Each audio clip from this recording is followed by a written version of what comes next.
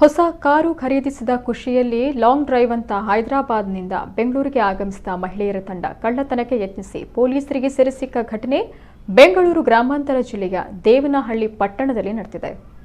ತೆಲಂಗಾಣ ರಾಜ್ಯದ ಪ್ರಕಾಶಂ ಜಿಲ್ಲೆಯ 24 ವರ್ಷದ ಸುಮಲತಾ, 30 ವರ್ಷದ ಅಂಕಮ್ಮ, 19 ವರ್ಷದ ರಮ್ಯಾ ಜೊತೆಗೆ 19 ವರ್ಷದ ಇಸ್ಮಾಯಿಲ್ ಬಂಧಿತ ಆರೋಪಿಗಳಾಗಿದ್ದಾರೆ. ಬಂಧಿತ ಆರೋಪಿಗಳಲ್ಲಿ ಸುಮಲತಾ ಹಾಗೂ ರಮ್ಯಾ ಇಬ್ಬರು ಸ್ನೇಹಿತರಾಗಿದ್ದು ಶೋಕಿಗಾಗಿ ಹೊಸ ಕಾರನ್ನು ಖರೀದಿಸಿದ್ರು.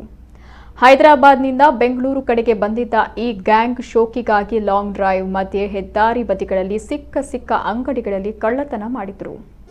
ದೇವನಹಳ್ಳಿ ಬಳಿ ಬೆಳಗಿನ ಜಾವ ಹೆದ್ದಾರಿ ಬದಿ ಅಂಗಡಿಗೆ ಕನ್ನ ಹಾಕುವ ವೇಳೆ ಬೀಟ್ ಪೊಲೀಸರ ಕೈಗೆ ಸಿಕ್ಕಿ ಹಾಕಿಕೊಂಡಿದ್ದಾರೆ. ಬಂಧಿತರಿಂದ ವ್ಯಾಗನರ್ ಕಾರ್ ಮತ್ತು ಕೃತ್ಯಕ್ಕೆ ಬಳಸಿದ್ದಂಥ ಕಬ್ಬಿಣದ ರಾಡ್ಗಳನ್ನು ವಶಕ್ಕೆ ಪಡೆದುಕೊಳ್ಳಲಾಗಿದೆ. ದೇವನಹಳ್ಳಿ ನಗರ ಪೊಲೀಸ್ ಠಾಣೆಯಲ್ಲಿ ಪ್ರಕರಣ ದಾಖಲಾಗಿದೆ.